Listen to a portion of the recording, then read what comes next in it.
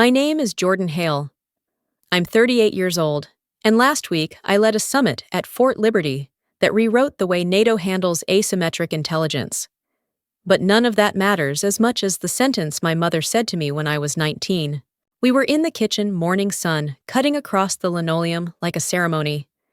My uniform was stiff, brand new. I hadn't even broken in the boots.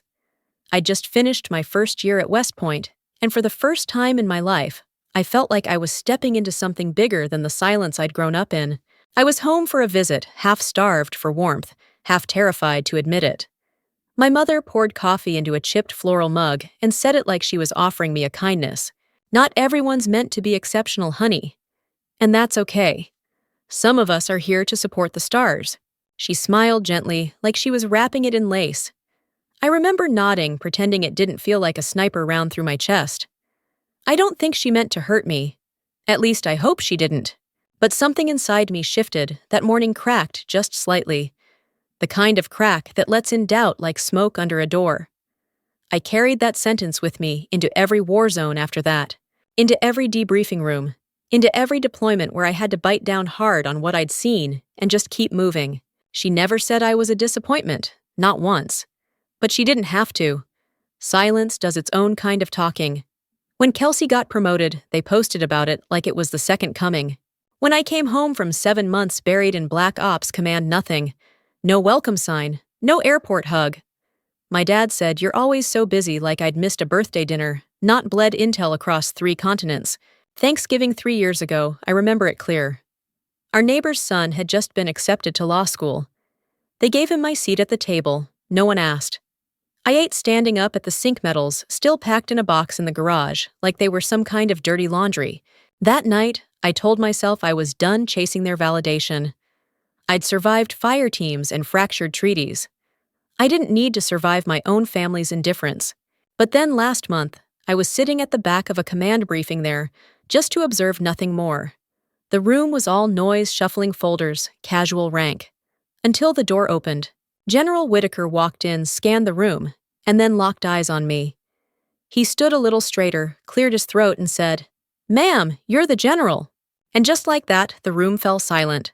Not for Kelsey, not for my brother, for me. It wasn't sweet, it was sharp, like glass finally shifting after years of pressure. And in that breath, I felt something I hadn't let myself feel since I was 19. Seen, not tolerated, not footnoted, seen. Before I can continue my story, take a moment to like the video and subscribe, but only if you genuinely enjoy what I do here. Tell me where you're listening from and what time it is where you are. I love knowing who's out there with me. Now dim the lights, maybe turn on a fan for that soft background hum, and let's ease into tonight's journey together. My family was built like a monument, 3 generations deep in the military. Perfect on paper. My dad, Colonel Everett Hale, retired Green Beret. My mom, Laura, former combat nurse. My younger brother's a Marine major. And Kelsey, my baby sister, she's the one they shine the light on. Always pressed, always camera ready. Me, I'm the one they stopped talking about. They said I quit West Point after a year. Said I couldn't hack it, couldn't handle the structure. What they didn't know is that I didn't quit. I was recruited handpicked for an intelligence program so deep it doesn't exist on any official record. No graduation ceremony, no plaque. Just a burn notice and a string of assignments in countries you won't find on postcards. But you don't explain that to your mother while she's lighting candles at Thanksgiving. You just smile and pass the potatoes. What they never saw. The first time I crossed into a hostile zone, it wasn't with a rifle. It was with a pen and a palm scanner, entering a briefing bunker 4 stories underground in Djibouti. I was 22. I'd memorized more faces than friends, by then spoken 5 languages well enough to intercept coded transmissions, and hadn't been hugged by anyone who knew me in over a year. That was the life they never saw. The one that happened between the gaps of what they believed I'd become. My family told people I worked in admin now. I guess that's easier to swallow than my daughter coordinates extractions behind enemy lines and signs off on lives with a ballpoint. My brother once asked if I was still doing temp work. I said yes. I didn't clarify that my temporary assignment was orchestrating intel transfers between 3 foreign embassies under duress. But the worst part wasn't their ignorance. It was that they didn't even want to know. There's a difference between curiosity and invitation. My mother asked how Kelsey was adjusting to her new command, but she never once asked where I'd been. When I sent birthday flowers, she posted a thank you, but didn't tag me. When I flew in for Dad's retirement dinner, she told me not to bring anything that would draw attention. As if my presence was a risk, not a reunion. I became a ghost with fingerprints. I watched from afar as Kelsey's face showed up in ceremony reels, her new ribbons glinting under podium lights. Her LinkedIn looked like a recruitment poster. Meanwhile, I spent a week living in a cargo hold, waiting for a green light to intercept a kidnapped translator. I didn't even get hazard pay. I got a split lip and a promotion I wasn't allowed to tell anyone about. The only time I ever let myself feel it, truly feel, it was the day my cousin sent me a family photo. "You'll love this one," she said. We finally got everyone in it. Everyone! Except me. She'd cropped the image to center the grandkids. That's what she said. But I remembered the original frame. I was in it, far left. One arm around my brother's daughter, the other holding a pie I'd baked with 3 hours of sleep after a 10-hour drive. Gone. Deleted with the swipe of 2 fingers. Kelsey's promotion ceremony was coming up. They invited me formally. RSVP attached. Not a call, not a personal note. Just the kind of invitation you send when you're not sure how someone fits anymore, but you feel obligated. I didn't say no. I also didn't pack my medals. Just a soft gray blouse and slacks neutral quiet. Clothes that didn't ask to be noticed. And in the mirror that morning, I caught my reflection. No rank, no resentment. Just lines around the mouth, a little sun-damaged sharp eyes that didn't blink as much anymore.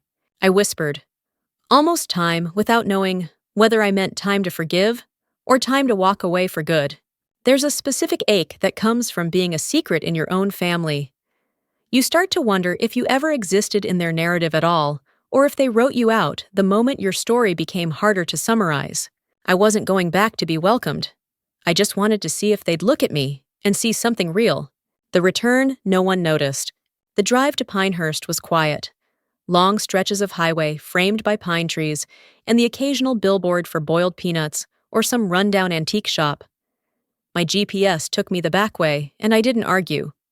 I wasn't in a hurry to arrive. When I finally pulled into the driveway, nothing had changed. Same white shutters, same flag clipped to the porch post, still bleached from years of sun and silence. There was a wreath on the door that said, "Welcome home," but I knew it wasn't for me. It had been there since Dad's retirement. I knocked once, then let myself in. The house smelled the same lemon cleaner and Laura Ashley candles. My mother didn't look up from the place cards she was arranging on the dining table. "You'll need to change before the rehearsal dinner," she said. "You and Kelsey are seated near the head table, but don't interrupt her during the speech. No hug. No, you made it. Just more logistics." Like I was a misplaced fork she needed to align.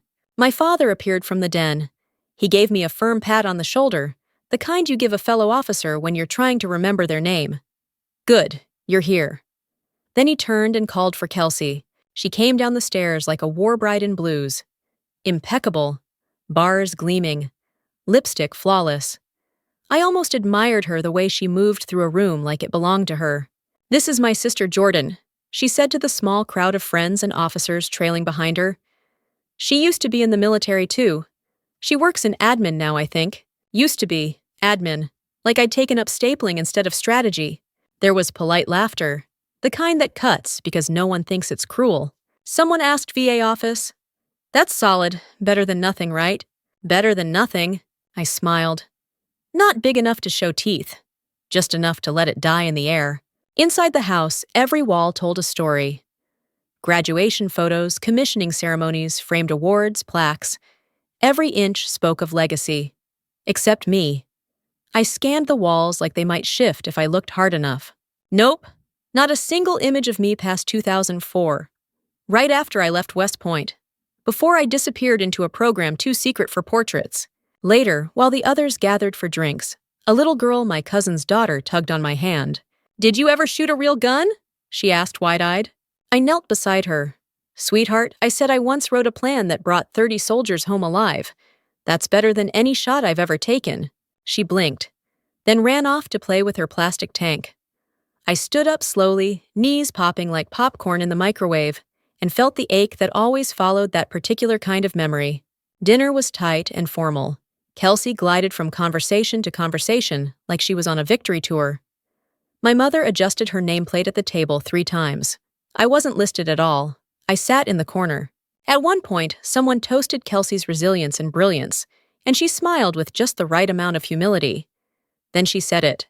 I've been practicing my speech. I want people to know you don't have to walk away from something to realize you were wrong. She said it lightly like a joke, but her eyes found mine. That wasn't a joke. That was a scalpel. The promotion ceremony was held at Liberty Hall Military Brick and Brass, with banners so polished they reflected every overhead light like halos. Rows of folding chairs were arranged by rank protocol stitched into every corner. I was in the 3rd row from the back, wedged between a junior officer's fiancé and a man who smelled like old aftershave and political ambition. Our section was labeled Family Unassigned. Bureaucracy's polite way of saying, you're here but not important. Kelsey stood at the podium uniform, impeccable, every ribbon and bar, placed with surgical precision. Her voice carried like it had been coached, every word meant to impress about duty, sacrifice, loyalty. Then she pivoted. There are people, she said, pausing just long enough to look past the lights who walk away from the oath. And sometimes that's the hardest betrayal of all. The crowd murmured in approval. My jaw didn't tighten, but my hands curled into my coat pockets. She didn't say my name. She didn't have to. That's when the door at the rear of the hall opened. General Whitaker entered sharp navy suit silver bars that had seen more briefing rooms than battlefields. Everyone straightened. It was instinct. He didn't acknowledge the front rows. He scanned the room once, then again, slower. Then his eyes found mine. And he stopped. Walked directly down the center aisle like a blade slicing through silence. Stopped beside me. Heels clicked, everyone turned. He raised his hand in a perfect salute. Ma'am, he said, voice clear and crisp, General Hale. It's an honor to see you again. The room didn't just go quiet, it froze. Kelsey's next line stalled on her tongue. I saw it. Her note card trembled. Her lips parted, then closed again. I stood and returned the salute. Not because I needed the show, because I refused to let the man who once trusted me with lives stand alone in respect. From the corner of my eye, I saw my mother drop her water glass. It hit the carpet with a soft thud, muted but jarring. My father rose half an inch before sinking back down, like gravity had suddenly increased around him. Somewhere behind me, a young lieutenant whispered audible enough for a few to hear, That's her, the one from Dagger. The ghost from Dagger. That was my unofficial title in a few circles. The one who called the extraction on a mission that technically never happened. Kelsey recovered, but her rhythm cracked. She pushed through the rest of her speech, but the spell was broken. The applause was polite, not roaring, and none of it reached our row. When the crowd dispersed, she cornered me near the rear exit. You could have said something, she hissed.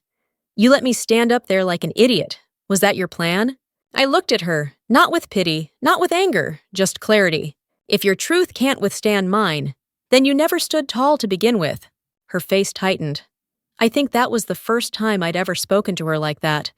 Not as the older sister, not as the invisible ghost, but as a woman she could no longer pretend was beneath her.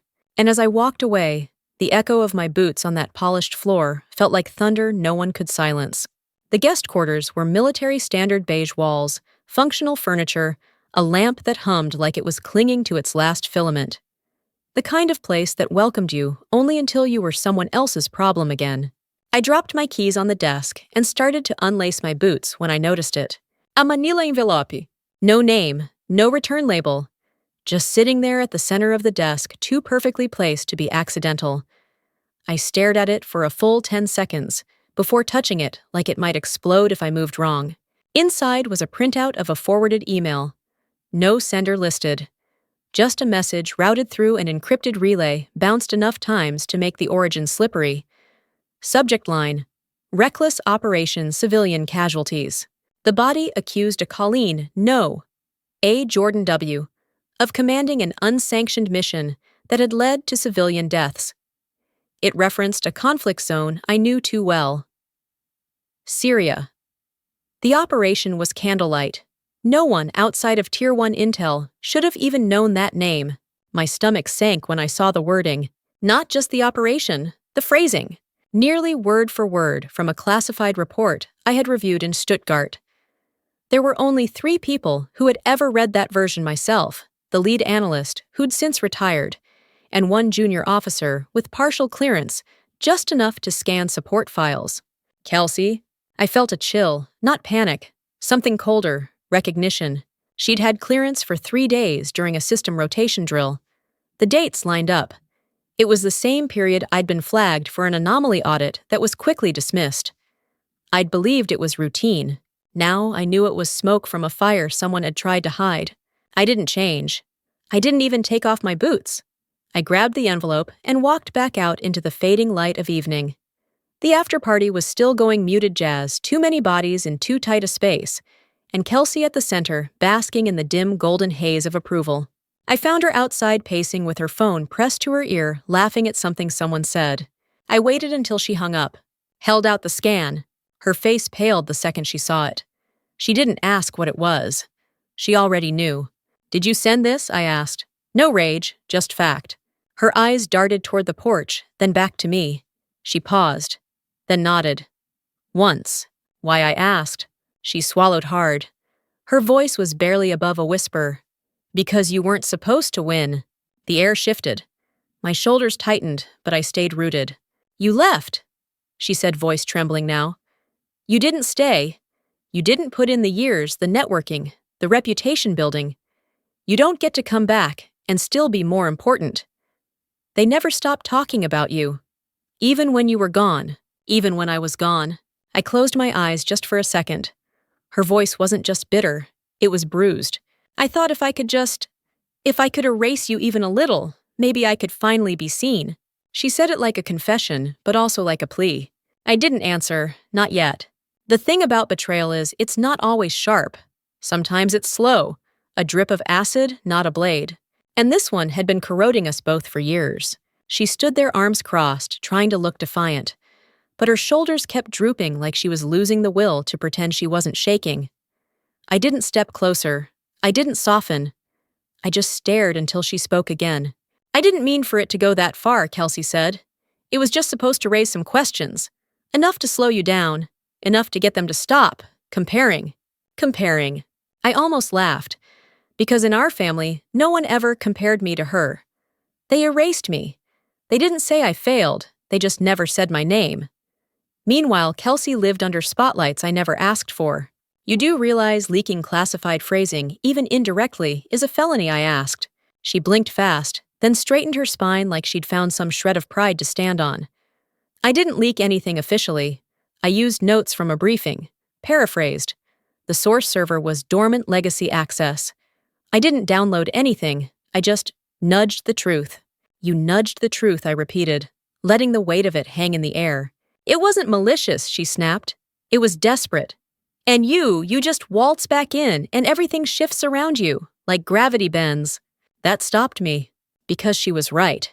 I never tried to steal attention, but somehow I always bent the light. Not by speaking louder, not by dressing flashier, but because people sensed what I'd seen, what I carried. "You could have asked," I said finally, "for what she said, for you to step aside, for you to stop being the ghost everyone respects more than the living." A silence fell between us. This wasn't a fight, it was an exhumation. I took a breath, trying not to let my voice shake. "You know what it's like to have your story hidden in a folder no one will ever open?" I asked. "To go on mission after mission, and come home with no medals, no parades, no plaque, just a box of dusty gear and a memory of names you'll never get to say out loud." She didn't answer. I continued. "You wanted recognition. I wanted to survive. That's the difference." Something cracked in her, not visibly, but in the way her mouth opened, then closed again. Her eyes welled but didn't spill. She'd always been good at self-control until it cost her. "I never wanted to destroy you," she whispered. "Just dull you. A little." I shook my head. "The problem is you set off something you didn't understand. That email didn't just tarnish my name. It woke up systems, red flags. And now it's not just you and me." "What do you mean?" "There's been a breach, a real one. That email, your nudge, it triggered a cascade. Someone slipped through using the chaos you created." Her face drained of color. "You mean I mean, there's someone out there who's been watching us burn, and now they're using your spark to set the field on fire. She leaned back against the porch post like her legs had given out. And for the first time in years, I didn't see my competitor. I saw a scared woman who just wanted to matter. But guilt doesn't reverse damage, and truth doesn't unburn a fuse. We were standing on the edge of something bigger than betrayal. We were standing on the edge of exposure. By dawn, the sirens were screaming, not the ceremonial kind, not the low, mournful tone of taps drifting over a mourning flag. These were sharp, urgent, designed to shock the body awake. My phone buzzed 3 times in rapid bursts. Emergency protocol. High-clearance personnel were being routed to Fort Liberty's coordination center. I didn't ask questions. You don't when muscle memory takes over. Within 20 minutes, I was standing in the secure command bay, surrounded by bleary-eyed officers, still half in civvies, half in uniform. Screens flickered. Someone was pulling satellite pings like threads off a tangled spool. A sergeant handed me a folder without speaking, thin but heavy. A classified file connected to Operation Candlelight had been uploaded to an encrypted dark web forum 3 hours prior. The leak was fresh, with a digital trace routed through a dead IP address, one supposedly decommissioned months ago. Only it wasn't dead. It was mine. Or more precisely, it was linked to a device that used to be mine, long since archived, never officially wiped. An outdated relay node that still lived somewhere on base, buried in the system, like a forgotten nerve ending. And whoever used it, they knew exactly where to poke. I was seated across from General Whitaker and 2 military intelligence reps by the time the sun had fully risen. No one said I was under arrest, but I knew the look in their eyes. Suspicion wrapped in professionalism. They asked for full access comms activity log secure messages. I didn't argue, I handed over everything. But something didn't sit right. A leak that precise. It wasn't random, and it wasn't sloppy. No, it smelled like someone had opened the back door months ago and waited. I asked to examine the original email again, the one Kelsey had sent. The scan left on my desk. I hadn't paid much attention to the metadata before, but now I did. Buried in the relay path was an outdated auto-backup link, one that shouldn't have worked. But somehow it had triggered a dormant subroutine from a backup archive I thought had been permanently disabled. It didn't just forward phrasing. It pulled a file no one should have been able to access. I ran a deeper trace. The origin device, logged in 2 days ago, using a terminal in the comms bay, under a user credential that hadn't been flagged because it was familiar. It belonged to someone with temporary access that week. Kelsey! My breath caught in my throat. She hadn't meant to leak anything, but she had. Her insecure login triggered a cascade. The back door had been there for years. And then a deeper memory surfaced. Mosul, a strategist named Derek Vaughn. Cold aggressive with a jaw like he chewed on grudges. He'd hated me from day one.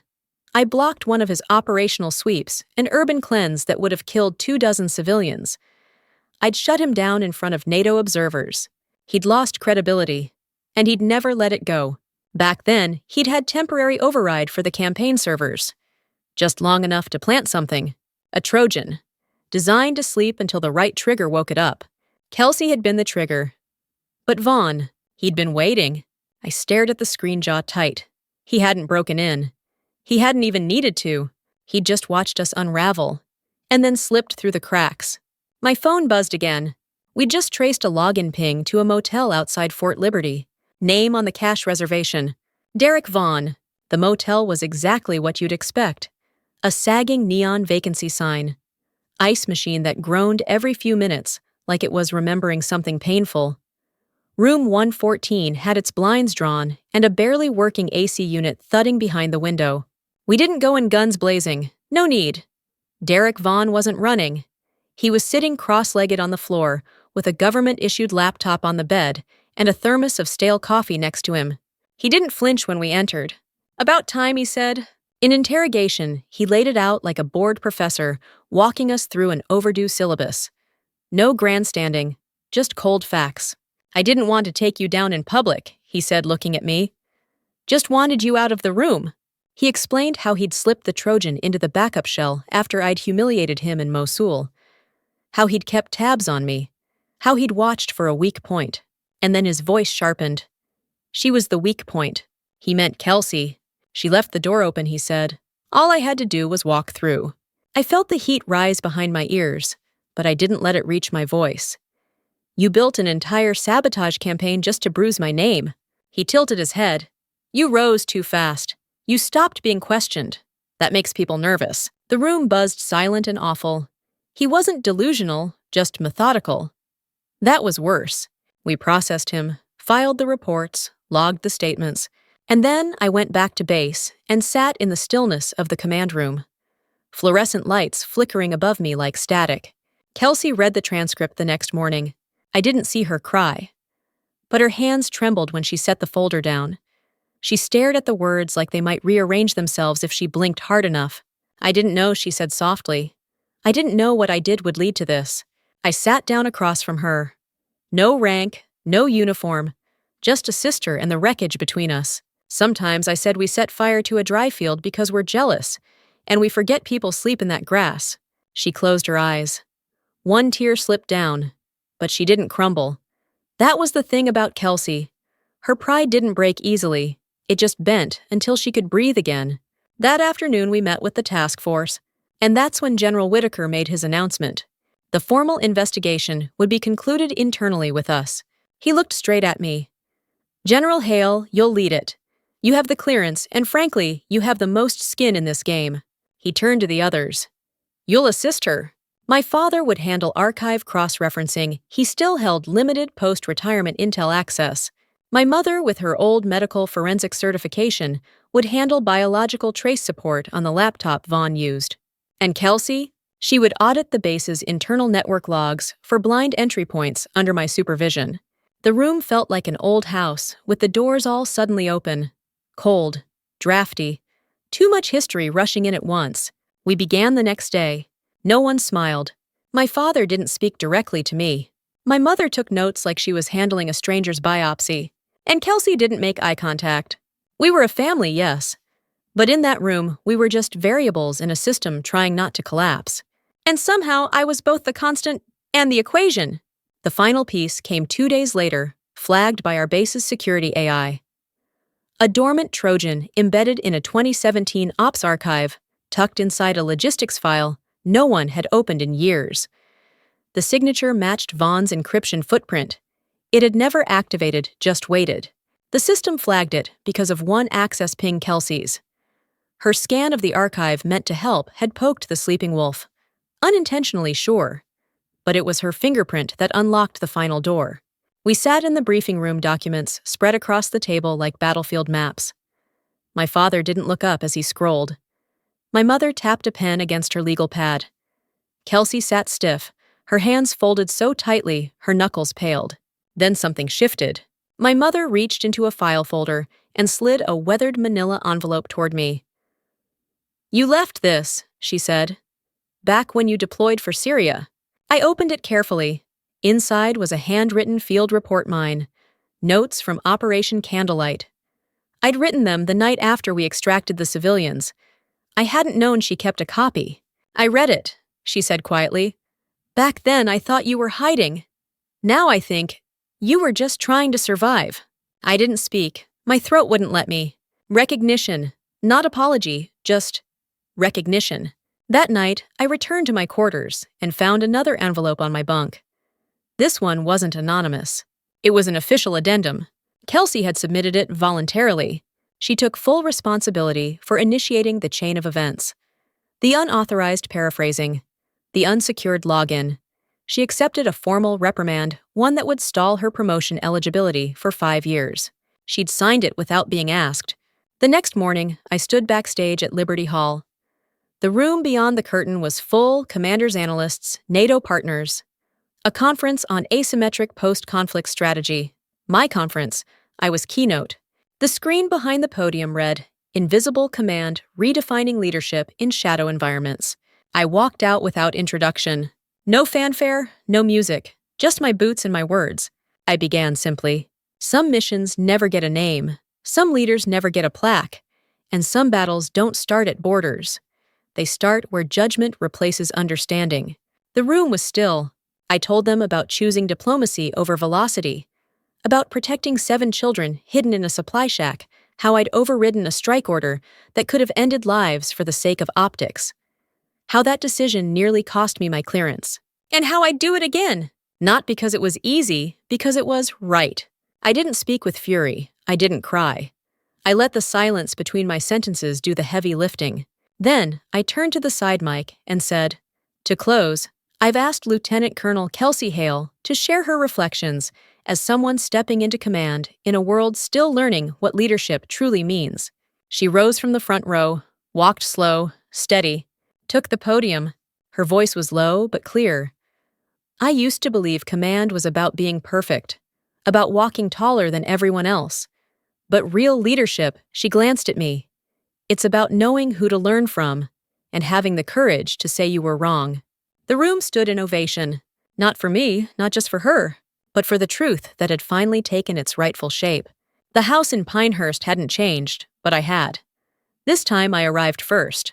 I set the table myself, not with fine china or crystal glasses. Just clean plates, folded napkins, and a seat at the head I'd never been offered before.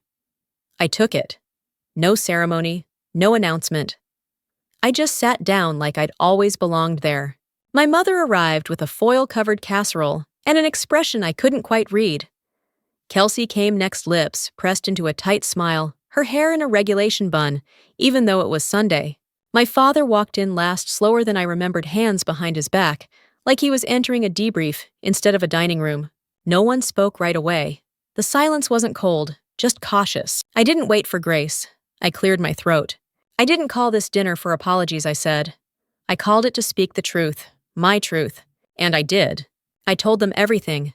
About the recruitment, the missions, the 3 days I spent underground in Iraq after a failed route leaked, about the decision in Syria, the override order, the report I shredded because recognition would have meant escalation, not peace.